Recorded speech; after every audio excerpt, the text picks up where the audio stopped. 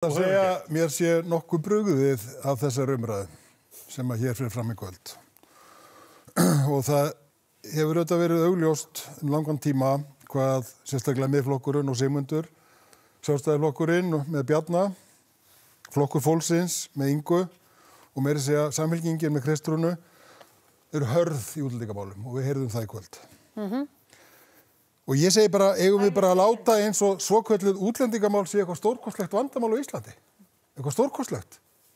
Þegar að kostnaðurinn við þetta er rúmlega 1% af ríkisfjármálum og fer hratt lækkandi. Er það hvað er endamarkið? Og hvað er vandamálið? Er það vandamálið að fólk talar ekki íslensku? Kennum þeim þá íslensku. Förum í það sem er skynsamlegt. En það er svo skrítið að sama fólkið sem svitnar yfir því að íslensk gildi, íslensk saga og íslensk menning sé að hverfa, það vill ekki setja krónu í menningar og listir. Eða er það kannski vandamálið erlendar glæpaklíkur? Herðum þá tökin á landamæra. Eflum löggæsluna. Já, heyr. Förum í það sem að það skiptir máli. Ekki grauta öllu saman eins og er búið að gera hér í kvöld og í þessari umræðu síðustu mánuðina. Mér finnst þetta virðingarleysi fyrir fólki af erlendum uppruna fyrir neðan virðingu íslensku þjóðarinnar. Það er stríð í Evrópu. Það er stríð í Palestínu. Og hvað eigum að gera? Loka augunum, loka eyrunum. Nei. Ég ætla að segja, setja þegjandi hjá. Setja þegjandi hjá.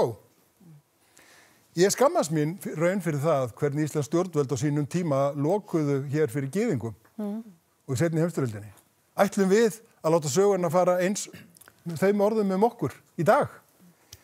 Ég verð að segja alveg eins og er að ef þessar kosningar eiga að snúast útlendingamál eins og mér fannst helsti hitinn vera hér í dag, þá verðum við að ræða staðreyndir en ekki róta í drullupottum.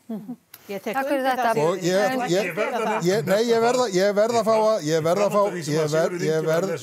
að fá að segja hérna, ef við eigum að vera hörð, þá skulum við sýna hörku gagnvart þeim sem koma illa fram við starfsfólk sitt, erlent sem íslenskt.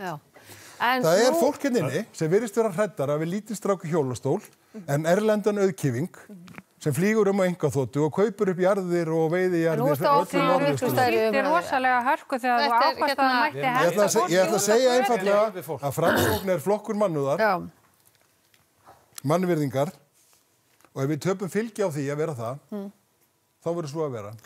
Ég ætla að dæma mig í sögunni eftir því.